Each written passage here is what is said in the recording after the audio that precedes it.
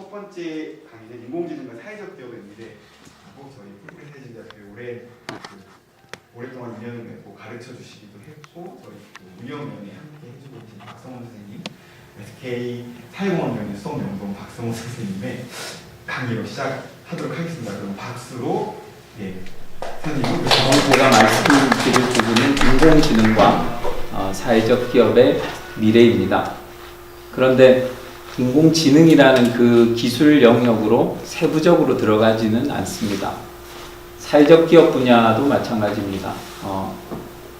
사회적 기업의 미래에 대해서 세세하게 말씀드리지는 않습니다. 시간도 그만큼 길지는 않고요. 제가 오늘 말씀드릴 것은 이 인공지능 시대에 대처하는 사회적 기업 혹은 사회적 경제 조직들의 자세가 어떠해야 하는지에 대해서 말씀드리려고 합니다. 그래서 제가 답을 제시하지는 않지만 여러분들한테 계속 질문을 던질 겁니다. 저 역시 답을 알고 있지는 못합니다.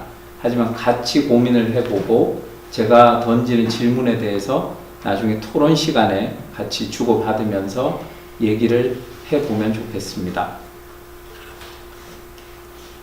저는 오늘 박세돌이라는 사람에 대해서 얘기를 할 겁니다. 이름을 많이 들어보셨겠죠. 이세돌에서 나왔다고 하기는 좀 그렇지만 박세돌이라는 사람은 지금 오른쪽 아래에 귀를 파고 있는 사람입니다. 박세돌 씨는 구청에서 근무하는 복지 서비스 점검관입니다. 아마 이런 용어는 처음 들어보셨겠죠. 복지 서비스 점검관은 인공지능 발파고라는 인공지능이 그것도 좀 어디서 들어보시는 겁니다. 발파고라는 인공지능이 서울시 전체의 돌봄 의료 서비스를 관리하면서부터 생겨난 점검관입니다. 박세돌 씨가 하는 일은 아침 9시에 출근해서 발파고가 복지 서비스 수혜자를 잘 찾고 그리고 수혜자의 건강 상태를 잘 체크하고 필요한 돌봄 의료 서비스를 잘 제공하는지 6시까지 점검한 다음에 퇴근하는 일입니다. 그래서 이 그림에 나와 있듯이 박세돌 씨가 일하는 환경에는 저렇게 모니터들이 떠 있고 이 모니터에는 박세돌 씨가 관리하는 서울시 전체의 수혜자들의 데이터들이 실시간으로 올라옵니다. 실제로 박세돌 씨가 하는 일은 별로 없습니다. 왜냐하면 발파고가 알아서 다 해줍니다. 단지 이분이 하시는 일은 혹시나 시스템이 멈출까봐 그 자리에 아침 9시부터 저녁 6시까지 앉아 있는 거죠. 그리고 이 시스템이 멈추는 것도 발파고의 잘못은 사실 아닙니다. 아직 이 시스템 안에는 사람이 하는 일들이 들어 있습니다. 예를 들면 의사가 방문해서 진료를 해야 한다고 하면 의사가 실제로 방문을 해야 되겠죠. 의료 사회적 기업에서 의사를 파견해 줍니다. 혹은 병원에 가야 되겠다. 그러면 택시 협동조합에서 택시를 보내서 그 환자를 태워서 병원까지 옮겨줍니다. 혹은 약이 필요하다 그러면 약사협동조합에서 약을 만들어서 그걸 배송하는 사람들이 배송을 해줍니다. 그런데 이런 것들이 잘 전달이 제대로 안 될 수가 있기 때문에 시스템이 멈추는 순간이 존재하는 거죠. 발파고의 잘못은 아닙니다. 그런데 이 박세돌 씨는 오늘이 마지막 근무날입니다. 내일이면 이제 직업이 없어집니다. 왜냐하면 서울시가 드디어 무인 제약시설을 오픈을 했고 무인 드론 배송 시스템을 받아들였습니다. 그리고 무인 자동차가 환자를 병원까지 옮길 수가 있고요. 방문하는 의사도 이제 필요 없습니다. 앞으로는 로봇이 직접 방문해서 간단한 진료를 할 예정입니다. 박세돌 씨가 이제 내일부터 뭐 하나 고민을 하면서 이 발파고를 만들어서 운영하고 있는 회사에 내가 취업하면 어떨까 생각을 했습니다. 그런데 이 회사에는 적어도 MIT 공대 이상의 거기서 박사학위 정도는 받아야 뭐 그 정도 스펙은 돼야 취업을 할 수가 있습니다. 박세돌 씨로서는 꿈도 꿀 수 없는 일이죠. 그러면은 복지사를 해볼까? 그런데 우리나라 전역에 이제 복지사라는 직업도 거의 없어졌습니다.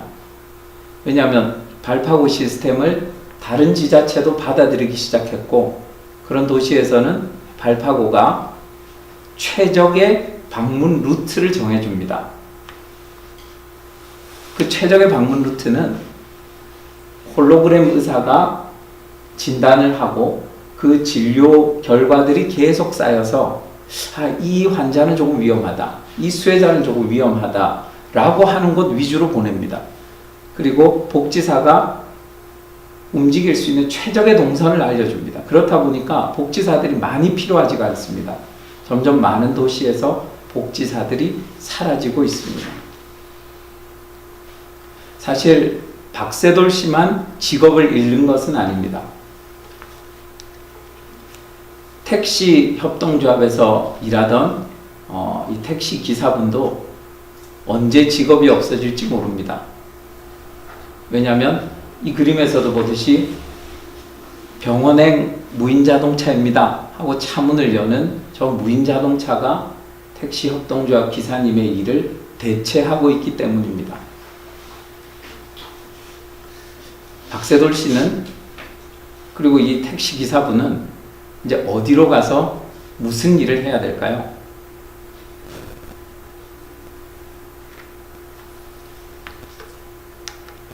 박세돌 씨가 복지정건간의 경험을 살려서 창업을 해야 되겠다고 마음을 먹었습니다. 그래서 지역에 있는 창업정보센터를 찾아갔습니다. 그랬더니 인공지능 아마고라는 시스템이 박세돌 씨한테 주민번호가 어떻게 되십니까? 물어봅니다. 세돌 씨가 주민번호를 얘기하자 이 아마고는 세돌 씨의 모든 정보를 읽기 시작합니다. 그동안 세돌 씨가 페이스북이나 트위터에 올렸던 모든 정보들, 그리고 심지어는 어떻게 알았는지는 모르겠지만 세돌 씨의 직무정보, 예전 직장에서의 직무정보까지도 읽어냅니다. 당연히 재정상태나 혹은 친구 관계까지도 파악을 합니다. 그리고 세돌 씨에게 얘기합니다. 제가 95%짜리 매칭되는 솔루션과 98% 매칭되는 솔루션 두 가지를 제시해 드리겠습니다. 98% 솔루션은 아프리카에 가서 체온으로 빛을 내는 어떤 조끼를 생산해서 판매하는 일입니다. 이렇게 제안을 하죠. 세돌 씨가 얘기를 합니다. 저는 돈이 한 푼도 없습니다. 그러자 아마고가 아무 걱정하지 마십시오. 제가 크라우드 펀딩을 모집할 수 있고 그 크라우드 펀딩을 모집할 수 있는 전략도 제가 짜드릴 수 있습니다. 그리고 아프리카에 가게 되면 그 지역의 최적의 생산협력기관과 최적의 유통협력기관을 소개해 드릴 수도 있습니다. 세돌 씨가 좋아요. 그러면 98%짜리가 아무래도 95%보다는 나으니까 98%짜리를 한번 택해 보겠습니다. 라고 하자, 그러면 세돌 씨 이름에 돌자가 들어가니까 회사 이름을 자돌스라고 정해보면 어떨까요? 하고 아마고가 제안을 합니다. 좋아요. 자돌스로 해봅시다. 여러분이 생각하시기에 과연 이 자돌스는 우리가 소위 말하는 사회적 기업이라고 얘기를 할 수가 있을까요? 아니면은 시스템이 제안을 하고 그 시스템에 따라서 움직이는 그냥 수행기관일 뿐일까요? 우리가 모르긴 하지만 아마도 아마고는 뭔가 세돌씨가 모르는 다른 더 상위의 시스템과 연결이 되어 있을 수도 있습니다. 그 시스템은 아마도 유엔과 같은 국제기관과 연결이 되어 있어서 전 세계적인 빈곤 문제나 전 세계적인 교육 격차 문제를 해결해야 된다는 공동의 목표를 가지고 있을 수도 있죠. 그리고 그 목표 하에 세돌씨는 하나의 수행기관일 뿐일 수도 있습니다.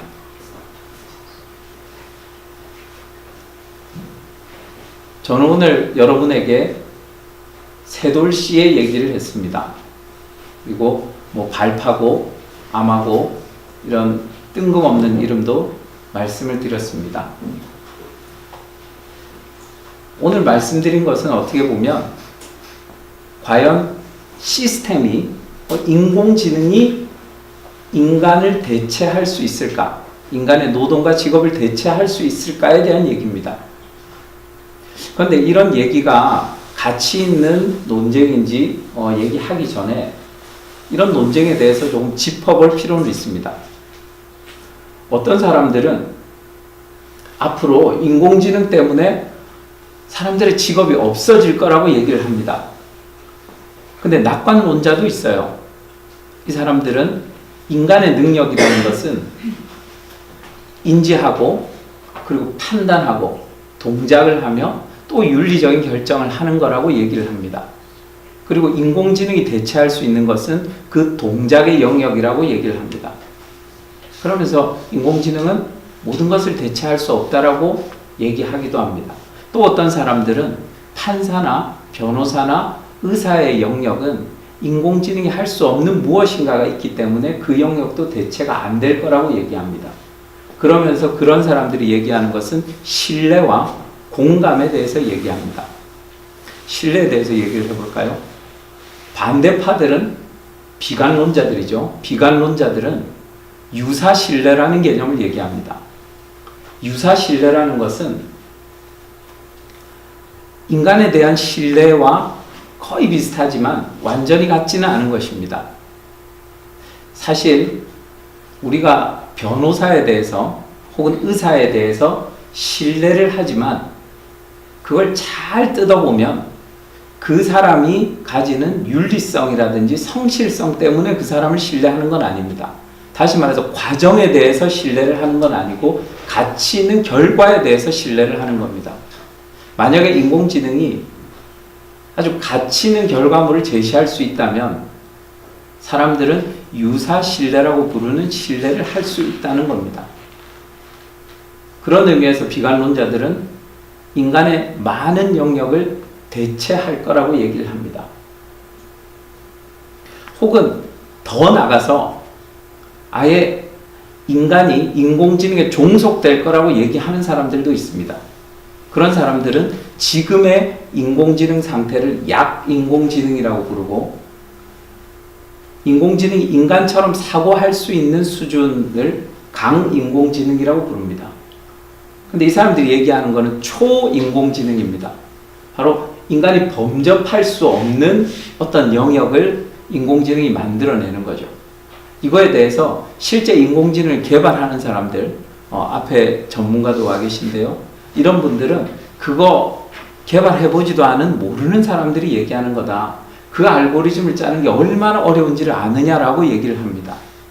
그거에 대해서 반대하는 사람들은 우리가 모르는 뭔가 대폭발의 순간이 일어날 거고 그때는 우리가 모르는 어떤 인공지능의 로직에 의해서 범접할 수 없는 새로운 학습이 일어날 수 있다고도 얘기를 합니다. 그 결과는 사실 아무도 알지를 못합니다.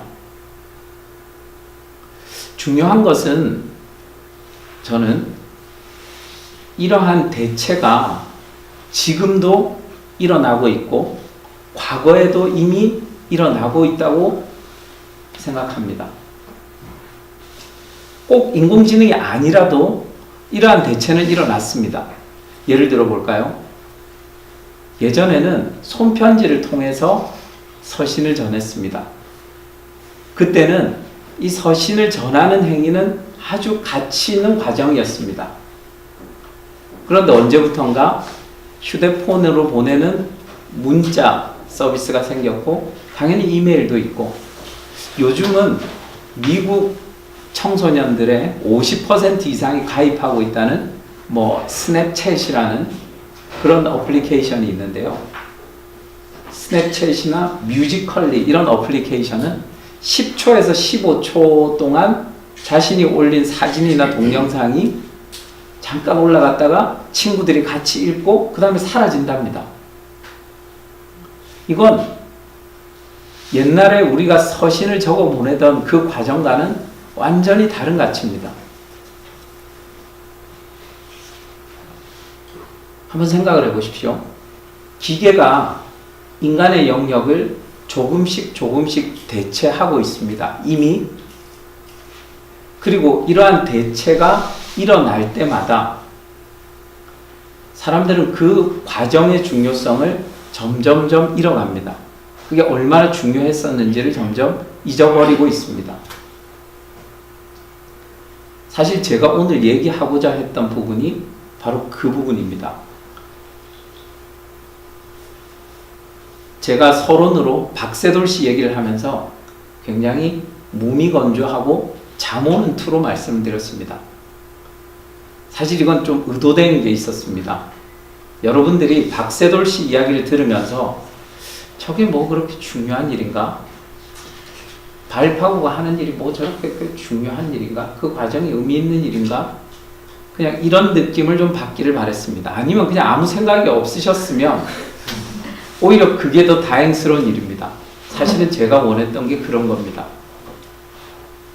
사람이 전문가가 어떤 일을 하면 사람들은 그 전문가가 만들어낸 결과물도 그렇지만 그 과정에 많은 의미 부여를 합니다.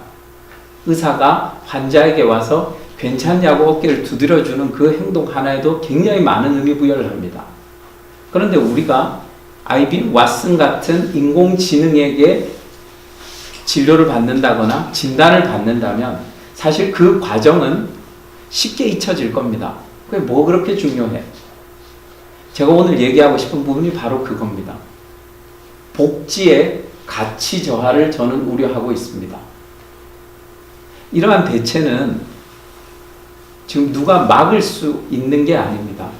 서서히 이미 이런 대체는 일어나고 있고, 사실 시장이라는 영역이 커지면 커질수록 비관론자들이 얘기하는 것들, 낙관론자들이 얘기하는 것들 모두 그 시장의 논리에 휩쓸려서 그냥 이 대세를 따라갈 수밖에 없습니다. 우리나라의 복지 비용이 전체 우리나라 예산의 3분의 1을 넘어섰습니다. 이미 넘어선 지는 오래됩니다. 그런데 그 예산을 잘 뜯어보면 상당 부분이 그 복지 서비스를 전달하는 사람들이나 혹은 관리하는 사람들에게 주어집니다. 따라서 이런 주장도 가능합니다. 그 돈을 아껴서 수혜자들에게 더 의미 있는 일을 해줄 수 있지 않을까라고 주장하는 사람들도 있습니다.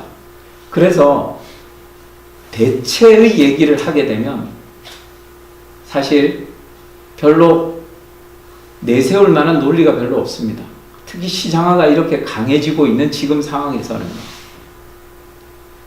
그래서 저는 오늘 여러분들과 복지라는 것, 그리고 사회적 경제라는 영역이 점점 기계에게, 인공지능에게 대체될 때 우리가 예상치 못한 이 복지 서비스 전체의 가치 저하가 일어나지는 않을까에 대한 우려를 전하고 싶습니다. 그런 얘기를 여러분과 함께 나누고 싶습니다. 한번 생각을 해보십시오. 공공급식이라고 결식아동들에게 도시락을 제공하던 그런 서비스가 있습니다. 지금도 그 서비스는 있습니다. 그런데 많은 대도시에서는 전자급식 카드라는 것을 도입을 해서 이 아동들이 편의점에 가서 혹은 다른 점포에 가서 음식을 살 수 있게 하고 있습니다. 물론 여기는 문제가 있습니다. 편의점 음식이 그렇게 영양이 균형적이진 않습니다. 또 편의점에 가서 그 전자급식 카드라는 것을 긁을 때 이 친구가 느끼는 자존감의 상실도 문제가 됩니다. 전자급식 카드에 대응해서 공공급식 도시락이 우세하다고 얘기하는 사람들의 지금까지의 논리는 이랬습니다. 엄마의 손길로, 엄마의 손맛으로 만드는 도시락이 더 좋다. 그리고 사람이 직접 배달하는 1대1로 만나서 배달하는 서비스가 더 좋다. 그런데 실상은 이 공공급식 영역에서도 많은 기계화나 혹은 많은 분업들이 일어나고 있습니다. 정말 모든 재료를 엄마들이 손맛을 발휘해서 만드는 것도 아닙니다. 또 배달을 할 때는 대부분은 그냥 문에다가 걸어놓고 오고, 어떨 때는 도시락 업체가 직접 배송을 하지 않고 거점 배송이라는 걸로 그 지역에 있는 자원봉사자들이 그냥 대리 배송을 해주는 경우도 많습니다. 그러면 사실 이 도시락 업체들이 주장하는 그런 1대1의 대면 서비스라는 건 지금도 없습니다. 제가 말씀드리는 것은 이런 것들이 점점 기계로 대체되거나 혹은 인공지능이 이런 것들을 대체할 때 지금도 조금씩 저하되고 있는 이런 가치들이 한 번에 소멸될까를 우려하고 있는 겁니다. 그래서 저는 우리가 단순히 대체가 될지 안 될지를 논의하기 전에 이 가치 전체, 복지라는 것의 가치 전체를 다시 생각해 봐야 되지 않나 싶습니다. 알파고 리라는 것은 이세돌을 이겼던 시스템입니다. 이 시스템은 인간의 기보를 3일 동안 학습을 해서 이세돌을 이겼습니다. 근데 그보다 더 짧은 시간에 더 엄청난 학습을 한 알파고 마스터라는 게 등장했습니다. 딱 1년 뒤에요. 그리고 커제라는 또 중국 그 바둑 장인을 또 이겼습니다. 근데 이제 알파고 제로라는 게 등장했습니다. 알파고 제로는 인간의 기보를 기초로 하지 않습니다. 그냥 바둑이라는 것은 흰 돌이 먼저 두고 검은 돌이 나중에 둔다. 그리고 이기는 기준은 이거다. 이것만 가르쳐 줬습니다. 그런데 이 친구가 혼자서 학습을 해서 알파고 리와 알파고 마스터를 쉽게 이겨버렸습니다. 알파고 리에게는 100점 100승, 알파고 마스터에서는 100점 89승을 했습니다. 그런데 여기서 엄청난 특징은 뭐냐면 그동안 인간의 기보에는 나타나지 않았던 전략들을 스스로 만들어낸 겁니다. 앞으로 아마 복지의 영역을 인공지능이 대체하기 시작하면 우리가 그동안 복지 영역에 생각하지 못했던 다양한 전략들을 인공지능이 만들어낼 수도 있습니다. 그때 우리는 뭘 해야 될까요? 제가 사회적 기업 영역에 들어온 지 올해로 딱 10년이 됐습니다. 그동안 제가 목격한 것은 정부의 바우처 사업이나 연금, 보험, 사업과 연계된 어떻게 보면 안정된 시장 혹은 보호받는 시장에서 성장하는 사회적 기업들을 봤습니다. 그런데 그 외에 다른 영역의 사회적 기업들은 안타깝게도 10년 전이나 지금이나 제자리 걸음입니다. 오히려 그동안 정부나 지자체로부터 별로 수혜를 받지 못했던 사회적 기업 영역에서 소위 소셜 벤처라는 이름으로 새로운 기업들이 나타나고 있습니다. 이 친구들은 어차피 예전에도 보호를 못 받았고 예전에도 지원을 못 받았으니까 그냥 우리식대로 디지털 기술을 활용해서 새로운 그런 혁신적인 아이템들을 내놓고 있습니다. 배가 고프면 방법을 찾기 마련이죠. 저는 전통적인 사회적 기업 영역이 기존에 가지고 있던 이 지분을 언제든지 포기할 수 있다, 혹은 포기하진 않더라도 이 지분이 사라질 수도 있다는 그런 위기감을 느껴야 된다고 생각합니다. 풀뿌리 영역은 어떨까요?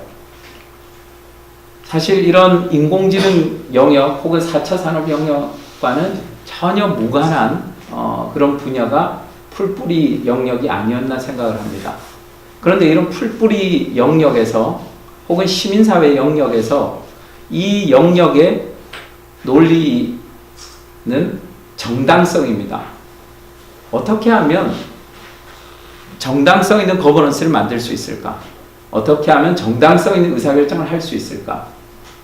이런 것들이 이 영역의 논리였습니다.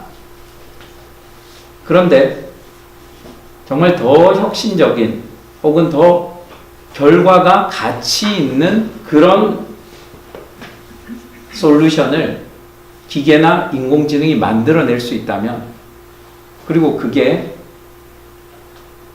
저는 지금 잘 예상은 못하겠지만 풀뿌리 조직에 더 도움이 될 수 있다면 아마도 기존 방식은 금방 버리고 새로운 배로 갈아타야 할 수도 있습니다. 따라서 저는 조금 다른 방식으로 생각을 해보면 어떨까 합니다. 요즘 코딩 교육이라고 있는데요. 이거는 정당성 방식과는 어떻게 보면 전혀 무관한 겁니다. 알고리즘이 분석을 하고 그리고 대안을 찾아내고 그 대안을 찾아낼 때 창의성이 들어갑니다. 우리 풀뿌리와 그리고 시민 영역도 이런 사고들을 조금 받아들일 때가 됐다고 생각합니다. 현재를 분석하고 그리고 완전히 새로운 대안이 있을 수도 있다는 것을 찾아내는 거죠. 그거는 기존의 정당성 사고로는 만들어낼 수가 없습니다. 기존의 정당성 사고는 어떻게 보면 아까 말씀드린 지분과 아주 긴밀하게 얽혀있기 때문에 우리 지분을 버리지 않는 이상은 내가 하는 일이, 내가 기존에 해왔던 일이 더 정당한 일이라고 생각을 할 겁니다. 조금 다른 방식의 생각이, 다른 방식의 전략이 필요하다고 생각을 합니다. 감사합니다.